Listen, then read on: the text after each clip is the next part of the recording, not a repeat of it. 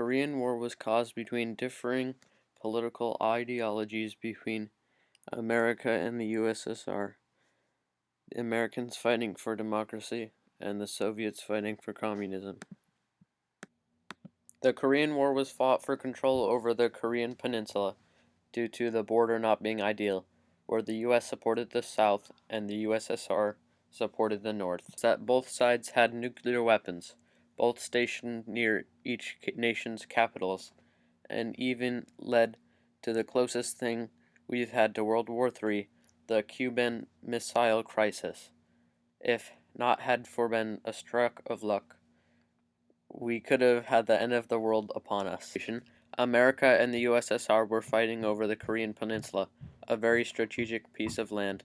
After the start of the war, the North Korean forces took over the South's capital of Seoul, causing President Truman to declare the U.S. would resist the invasion and send forces over to Korea.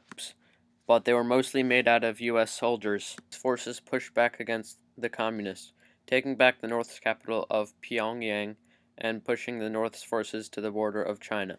The U.S. threatens China that if they intervene, the U.S. could use nuclear weapons. China intervenes anyway, and they push back the UN's forces back to the 38th parallel. Pushes them to the where the border was today, and the USSR calls for a ceasefire. The US's initial reaction for the communist uprising in the South was to send troops to make sure they didn't kill anyone. They did, and the USSR started sending troops to the North. People were fearing a third world war, so after the years of conflict, the newly elected president vowed to end the war. He did, but many lives were lost in the process, and the border was still relatively the same. The consequences of the war were immense. 2 million lives were lost, including 55,000 American soldiers. The South is now a free democracy, and the North is now an oppressed dictatorship. The war is technically still going on to this day, and we never know when it might start up again. Thank you for watching.